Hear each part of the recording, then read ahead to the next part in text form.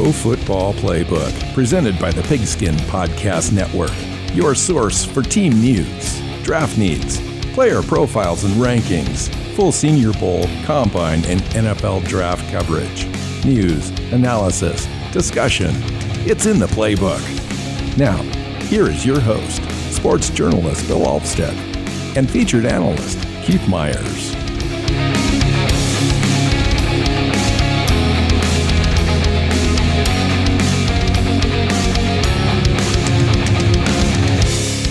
Okay, welcome back into the Pro Football Playbook podcast. I'm Bill Alvstad, sitting down with Keith Myers, and we're doing free agency part 2. We did the offensive looks in the prior show. This show, we're going to focus on the defensive side of the ball. Free agency is interesting. I think that we saw on the offensive side, Keith, when we looked around at all the position groups and we tried to identify team needs and all that kind of stuff, it just didn't seem like things were really aligned. I mean, there are some players, but once you get past the first couple of players that are high ranked at their spots, it gets pretty lean. And I think teams are either end up overpaying or they're just going to kind of ignore it and look to the draft. I don't know. What do you think? Well, I mean, the one position that I thought had good depth was wide receiver, but it's such an amazing group in the draft. I mean, this is one of the better wide receiver groups we've seen. And so you're not going to overpay for a vet in free agency when you can get a young player for significantly less in the draft and do so giving up very little draft capital because great players are going to be dropping into the third round. And like that's the one position where I think there's good depth. So I think that overall you're going to see just not a lot of big contracts, not a lot of movement in free agency compared to normal. Now, there might be some teams that are like, we're one piece away. Let's go get that one guy now and sign that one player. But overall, it's not a great year to especially the quarterbacks. Man, if you need a quarterback this year, it is not going to be pretty. I mean, it's just not. I mean, you can get as sold as you want to get a Malik Willis or Desmond Ridder or Kenny Pickett at all. All those players, those are fine players, but they're not franchise quarterbacks. No. At least not right now. Maybe one out of that list, of the top 4 or 5 quarterbacks in the draft will turn out and be like that player that can take you to the Super Bowl. Other guys are great filler players that are going to be your top 20 quarterbacks, but not an impressive group overall. And you combine that with the free agent market, it points to a lot of teams that are going to be desperate, and it points to a lot of teams that are going to be really mediocre this year that can't do anything about their quarterback position for another year. And so it is just going to be one of those deals. All right, let's reset this conversation now to the defensive side of the ball, and let's focus on the defensive interior lineman first, Keith. And we saw at the Combine that this is a really nice interior defensive line class coming up. But what does the free agent market look like for teams that kind of want to solve this before they get to the NFL draft? Well, there are some players that are worth looking at and thinking about, because you've got like Akeem Hicks. If you're a team that's in win now mode, I mean, he's 33. And he's coming off a year in which he, had some injuries and was banged up. But you're talking about a player who is an elite player when he's out there and can really, really play. And so if you can get him on a 1-year deal, go win now. Go get that guy. He's available. And he's not going to kill the bank. I mean, he's going to be a $7-8 million guy. Yeah. And so you've got some guys like that. A guy like William Goldston from the Buccaneers is another name that you could think that would kind of fit in that same role. Jerron Reed, who was with the Chiefs last year, and Seattle before that, is a guy that rushes the passer well from the interior, and those guys are always coveted. He's only 30, and that's a guy that's going to get some attention. Vernon Butler from the Bills, 28 years old, only played about 27% of the snaps last year, but he is a guy with a lot of athleticism and a lot of he's just wreaks havoc on teams. So he's worth keeping an eye on, and a guy that would be worth signing for most teams because of his just ability to wreck offenses. That's a pretty long. If you need a defensive tackle, that's a good group of guys that can come in and start. Yeah, and to me, there's less like pass rushing kind of defensive tackles in this list overall as there is run stuffing types. Mm-hmm. Fatuasi out of the Jets is a run stuffer. BJ Hill, DJ Jones, Linville Joseph, Sebastian Joseph Day, Malik Collins, Tim Settle is a pass rushing guy. Sheldon Richardson is out there as a pass rushing guy. Daquan Jones is a nose tackle. Harrison Phillips is a run stuffer. Maurice Harris is a rotational kind of a run stuffer kind of a guy. Derek Noddy from the Kansas City Chiefs is kind of a run stuffing guy. Bilal Nichols, again, another run stopper. So the list is filled with guys that are going to be cheap, and you're going to be able to, if you need a run stuffing kind of a guy, you're going to be able to find one in free agency and on the cheap.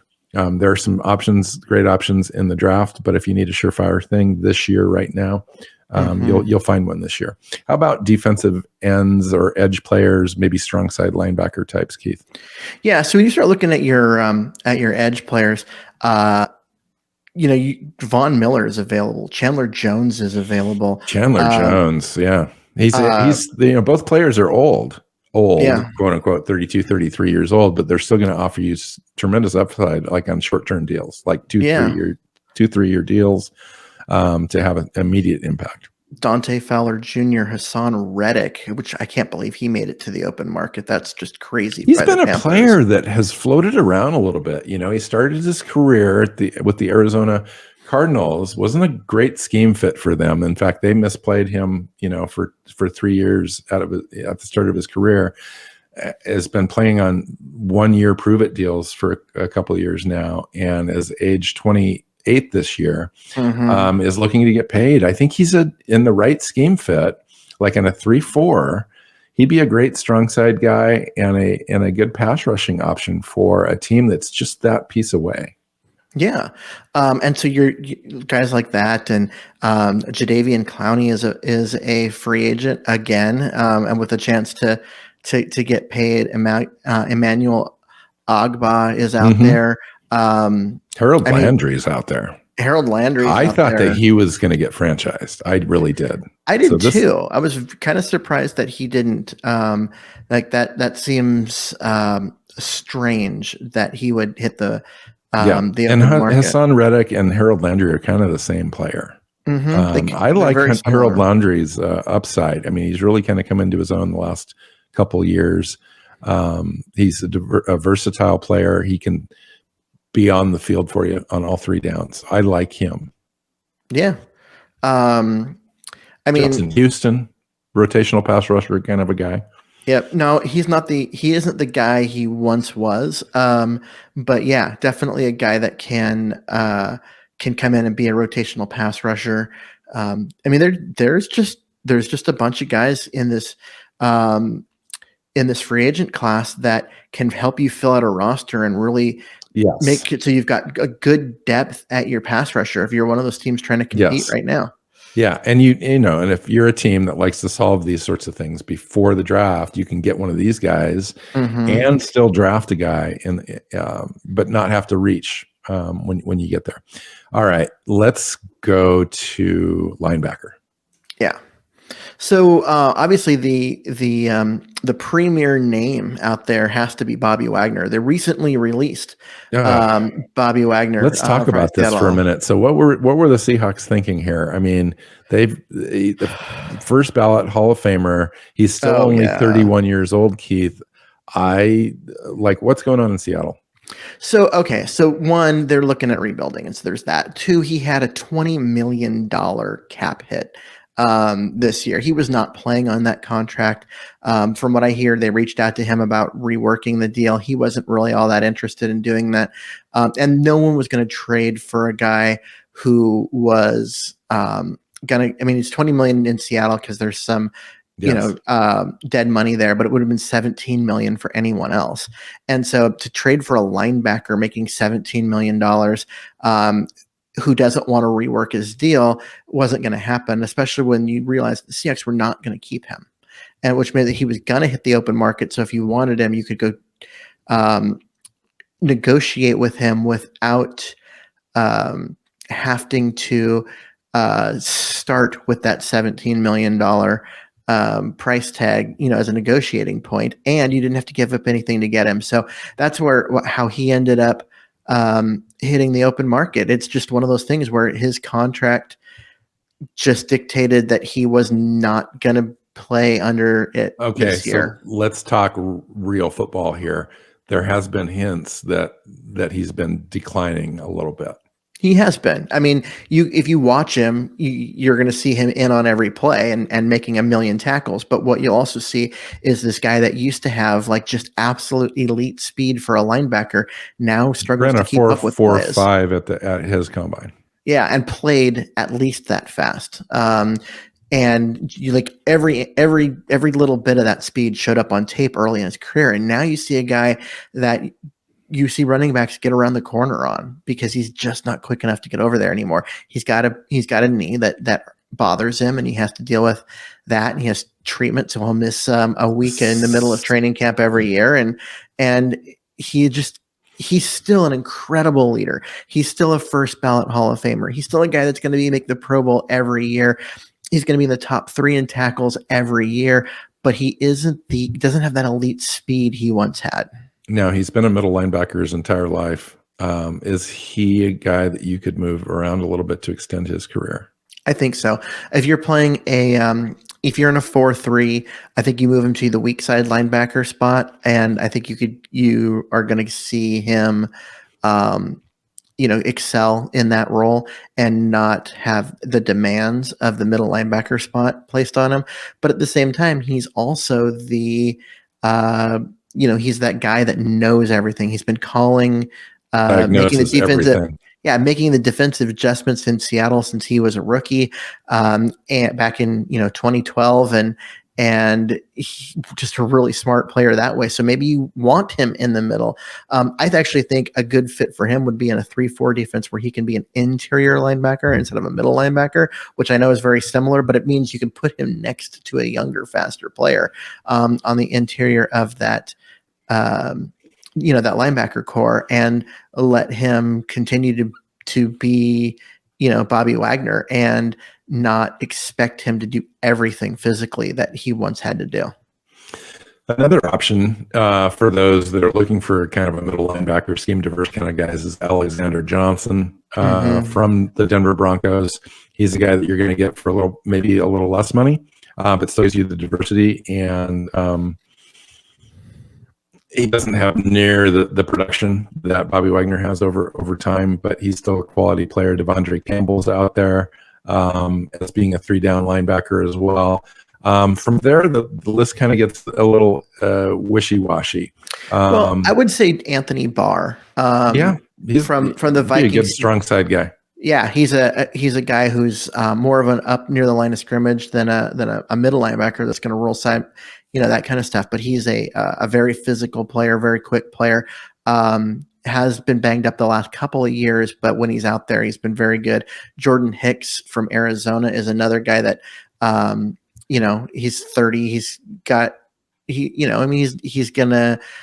little older, but he's gonna be a guy that can come in and play a big role for you. The Cowboys' Vander Esch is 26, and a guy that is going to have some of that quickness that you might be looking for, but isn't necessarily like an elite player, but as a younger player, so you can have a guy that can be there for you for a while if you're going to spend some money on him. I got a question for you. Yeah.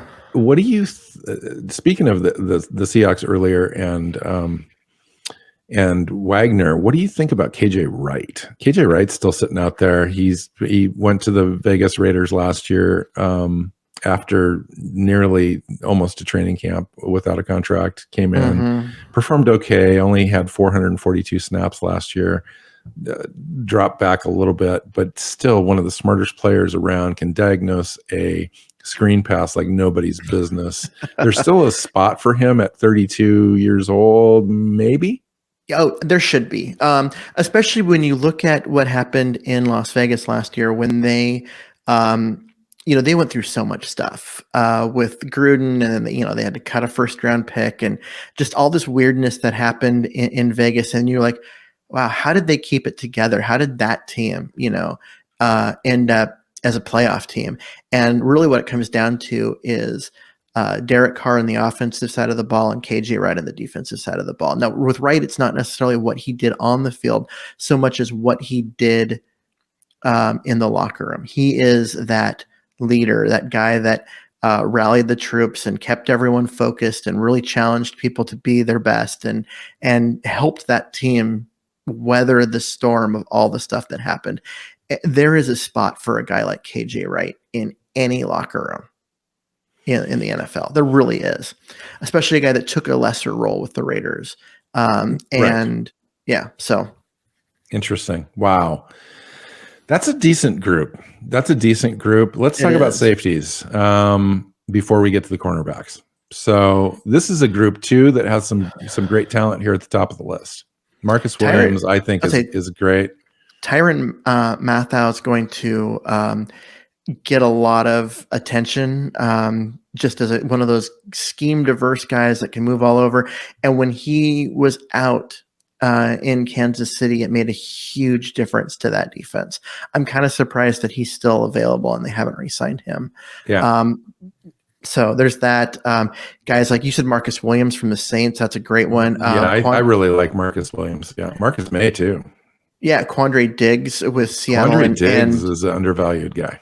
Between him and or between the Seahawks and then also previously with that when he was with Detroit, just a really good player. Keanu Neal from the Cowboys, 27 years old, and a guy that has a lot of range. I think he's going to be, he's one of those players that is going to have a lot of interest in him. Jabril Peppers from the Giants didn't play that much last year because of some injuries, but he's 27 and just tremendous upside. Xavier Woods from the Vikings, again, 27 years old, a lot of talent, a lot of production there. This is a good group. If you need a safety, this is not a bad year to need a safety. And depth.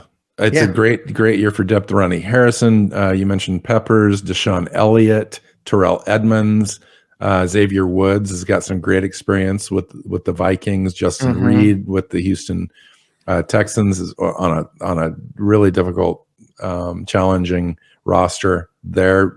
Did well. Kareem Jackson as well as a good player. Great list. Tracy Walker. I mean, a lot of youth here and a lot of depth options. I think this is one of the position groups that's probably the strongest in free agency, actually. Yeah, we didn't even mention Devin McCourty because he's 35, and so therefore he's he's old enough to get diminishing returns. But this is this is one of those guys that is able to come in and be, a captain, even though you're just signing him because he's been around the league forever, been a leader on a very good team, knows what it takes to win, all that kind of stuff. Teams could do much worse than bringing in a guy like Devin McCourty. And for those that were wishing and hoping that Jesse Bates would make it to free agency as a free safety guy from the Cincinnati Bengals Super Bowl team, he was franchised. Yeah. And rightfully so, honestly. The franchise tag was invented for people like him. He's a guy that team can't afford to lose, and he deserves to get paid as one of the best players at his position. And so it's a good fit. He can't leave, but he will get paid. So I think in the cornerback market, there's probably 5 or 6 guys in the top 50 players overall. I think, at least on my list, It starts with C.J. Jackson, which I was surprised is made available with the New England Patriots as a corner that could come in and be a play in a man cover scheme as well as a zone scheme. I think he's diverse, but he's a guy that's only 26 years old and he's going to get paid. Yeah, he is. He's definitely going to get paid. There's going to be interest in Kevin King from the Packers, a guy who's bigger, longer. He's going to fit certain zone schemes really well. But he's also not a guy that's going to be thought of as a, universally like shut down corner on that one side type of guy. But there's going to be interest and there's a lot of value to be had there. DJ Reed, Shavarius Ward, and Carlton Davis, I think are three players that are under the age of 27, 28 that are going to get a lot of looks in this this free agent market, especially those that don't end up with CJ Jackson. They're gonna quickly come up, and I think Carlton Davis is going to be the next guy, the next press corner in man coverage that teams are going to look at age 25. I really like him. Yeah, I would agree. Another guy that I see on here that I think will be, he'll be quietly one of the better signings of the offseason for some team, and that is Justin Coleman. He's a slot corner. He's not an outside guy, but he is super sticky in coverage. Just a guy and he's a great tackler despite his size. And it's just a guy that he makes teams better because he can cover that nickel corner that usually is a quicker, faster guy, gets open in space, and extends drives with third down catches and that kind of stuff. Justin Coleman is the type of cornerback that can neutralize that kind of player, and there's just fewer of those than I think most people realize. Yeah. How about two players that are kind of polarizing on this list for me? Akello Witherspoon and Sidney Jones. What do you think of those two players in this market, both at the age of 26? So Akello Witherspoon is an interesting one because he looked good at times in San Francisco, looked bad at times in San Francisco, and then but when he looked bad, he was hurt. Went to Seattle, couldn't even make the roster in Seattle. Apparently refused to run the scheme as it was drawn up. Ended up in Pittsburgh, where he played well. So just as a combination, you're like, okay, who is this guy? Yeah. And I think someone's gonna look at the good and sign him to a deal because it's there. And other do you think teams he gets more than a bad 1 year? Do you think he gets more than a one year prove it deal? He might, because he looked pretty good when he got on the field in he was the 13th ranked. He was the 13th ranked corner according to Pro Football Focus in 2021, which is crazy considering how they ran him out of town in Seattle. And Seattle was desperate for cornerback help. And sure enough, the other play I wanted to talk about is Sidney Jones came in after it was all said and done for Witherspoon, came in and played well in about 730 snaps for the Seahawks.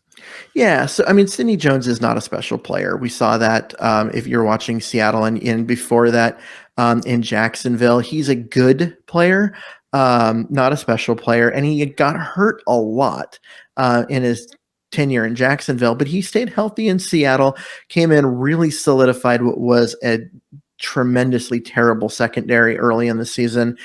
His insertion into the lineup led to much better things for that defense. I think there's a lot of value there for Seattle. I don't know if there's going to be a lot of value for other teams because they're going to look at what happened in Jacksonville where he just was never available, and they're just probably going to pass. Right.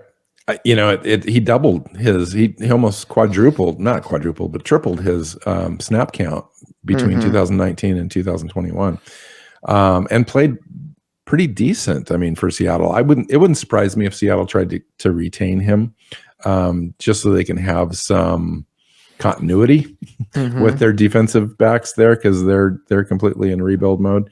Yeah. There's a couple other players that are interesting.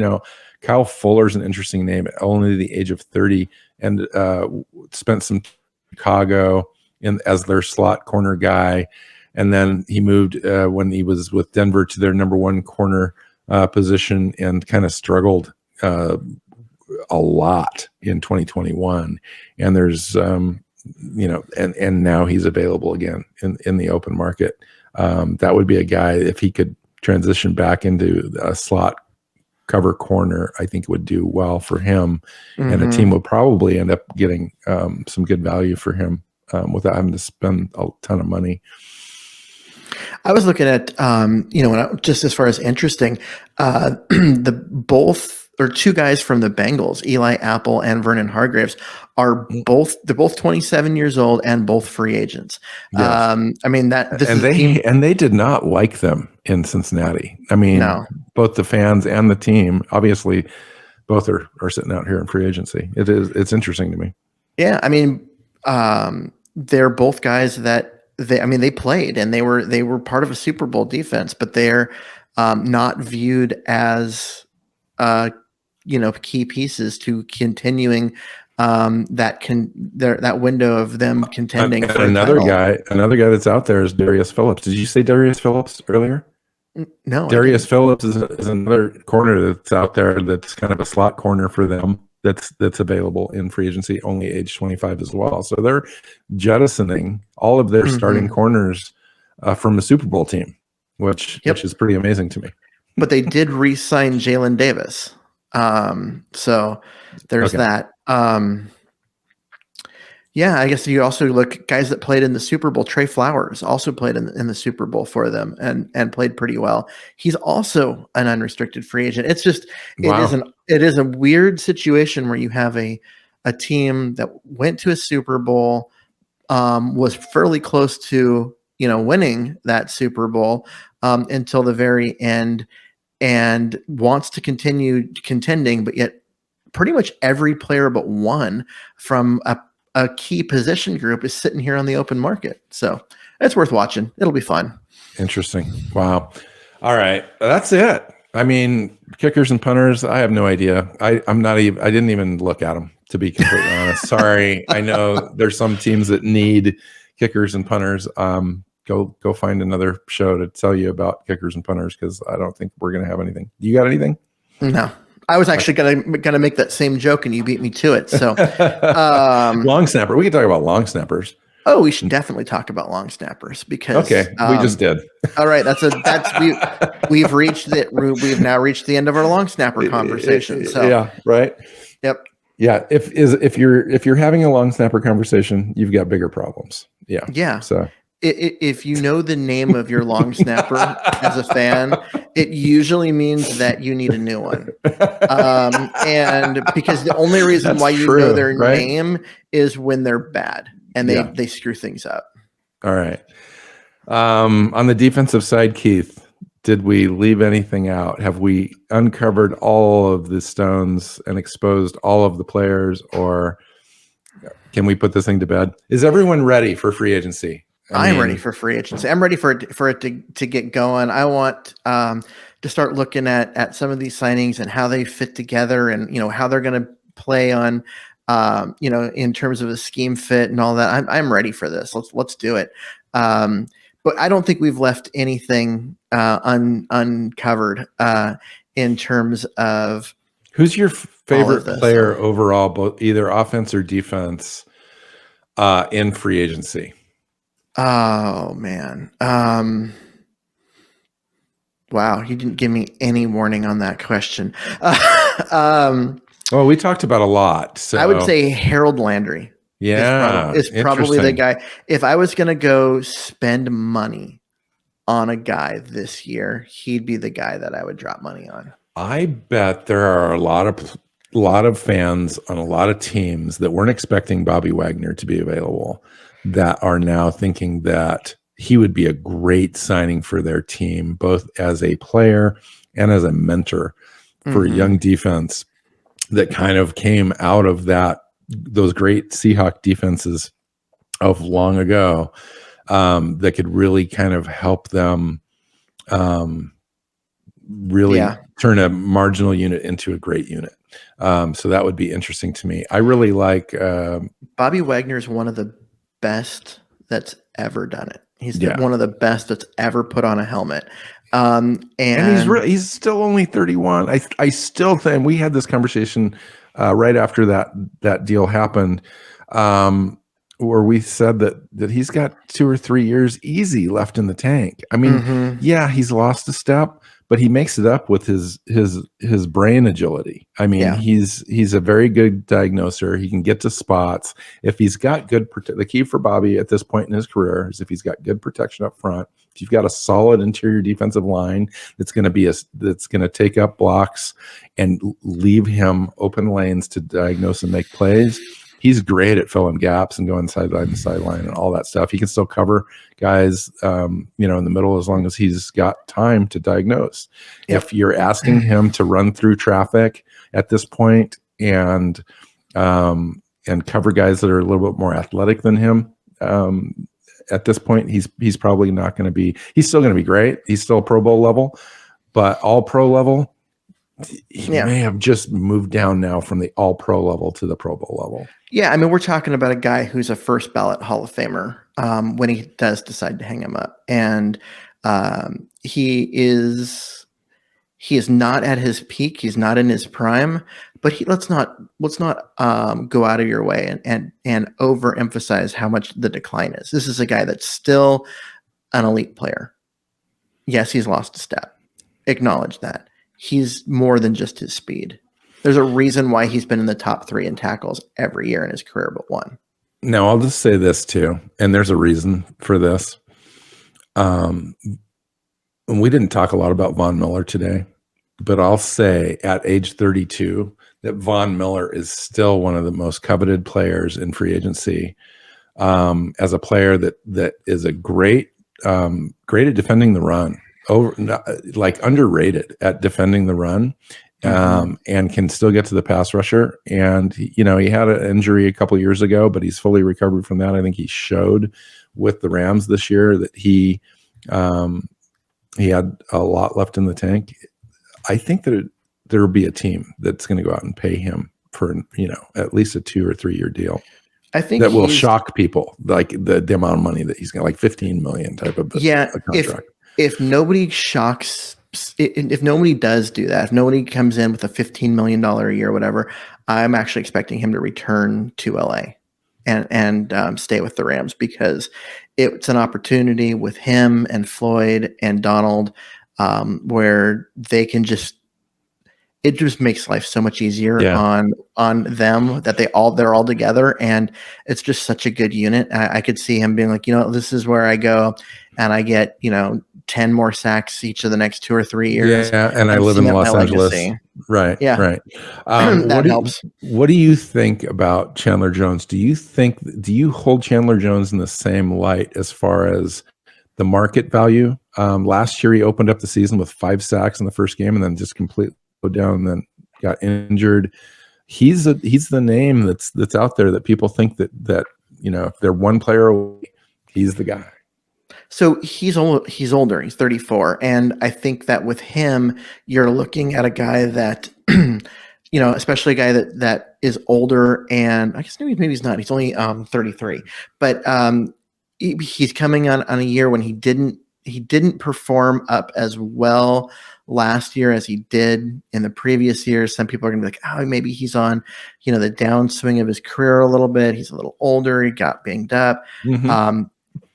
Okay, so don't ask him to come in and play 90% of the snaps. Ask him to come in and play 60 and be a situational pass rusher, and he's going to go get you 15 sacks. Yes, I agree with that. That is exactly what you need to do with Chandler Jones. Now, with that said, does that dictate how much you're willing to pay him? Yeah, it does. And so are you going to pay Chandler Jones $12 million a year? To be a situational pass rusher, well, he'll be more than a situational pass rusher, but a guy that's coming off the field and playing most 60% of the snaps instead of 90, 10, 12 million a year is probably what he's going to get, and he'll earn that the first year or two of that deal, and years 3 and 4 you're going to be way overpaying. him. 'Cause I think who's the guy in Seattle? Similar role. Dunlap. Dunlap. So he's better than Dunlap, but he is. would be being asked to do a similar role. And when Dunlap came over from Cincinnati, he was getting around $10 million a year, I believe. Or 12. Yeah, but then he was a free agent last year, didn't find a particularly good market, came back for, I believe, 7. So he's going to get more than 7, but less than 12. Yeah, he'll be in that range. I think he'll be disappointed with that, but at the same time, like, do you think he returns to Arizona because of that? Probably. Just because you got to look at Arizona as a team that I think he's more coveted than that. You think so? I do. I think he's like one of the top. He's the easy top 10 free agent, regardless of position. Yeah, he might be, but he's also older and coming off a down year. I think he is one of those guys that you could overpay for, and you're paying for past production instead of future production. Interesting. So I think he actually has more value in Arizona than to most other teams, whether they realize that or not. And I liked you opening up with Harold as being one of your favorites because upside in the age. And the play and the position is coveted. Mm-hmm. And I'm surprised that he's not higher on one's list as far as being a player that could have serious impact. I think a team that gets Landry is going to be really happy. Yeah. I mean, honestly, I think he's going to be that guy that can come in and just be just a guy that adds to any team that he's on and just makes that defense significantly better, because he is a guy that other teams have to game plan for. And if they're game planning around, this edge player, well, then now they can't double team the guy that's coming up the middle, or the guy on the other side now has more free snaps where they're not double teamed and that kind of stuff. He's a guy that makes a difference because other teams have to account for him on every play. Yeah, it's an interesting situation with him not being franchised. I thought that Tennessee was going to franchise him. I still think maybe Tennessee really wants to try to re-sign him. I'm sure they desperately want to re-sign him. I just don't know if you have an opportunity if they can afford to. if you're a guy like that and you have the opportunity to hit the open market at 26 and just sit back and watch teams fight over how much they're going to pay you, right. You let them. Yeah, might as well have some fun. Yeah. Yep. All right. I just hope he doesn't end up in LA because the Rams just do not need another guy. That's that defense is already scary. Yeah, right. All right, let's get out of here. Free agency coming up on Wednesday. That'll be a fun week ahead. And the speculation begins on Monday. The legal tampering period begins in the NFL, and basically all the deals are announced before they're officially signed. So in essence, free agency starts on Monday. Anything else, Keith? We'll get out of here. No, let's get out of here. All right. Find Keith on Twitter at Myers NFL. I'm at Alvstad NFL. Find the show on your favorite podcast platform and YouTube. Please subscribe and share with friends and family. Until next time, take care.